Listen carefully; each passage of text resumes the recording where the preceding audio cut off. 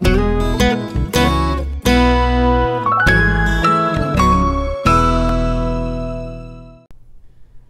reasons why we give our family flu adjustments instead of flu shots.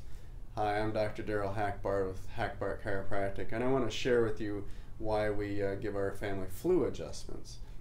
First of all, there is less side effects. With some of the flu shots, there might be some mercury or aluminum or certain things in there, where a flu adjustment, when we give adjustments, it boosts the immune system and there's no side effects. Two, it's safe and effective for every strain that would go through. Every year a different strain goes through, and a chiropractic adjustment is not specific for a certain strain. It's effective, it raises the immune system for every strain that would go through. And three, it's safe, effective, natural, even gluten-free. It's an adjustment there's just no side effects, and it's safe and effective.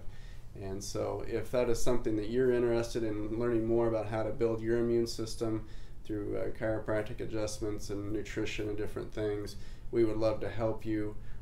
If you like this video, please share it with others on Facebook or other things. But you can call us at 646-2020.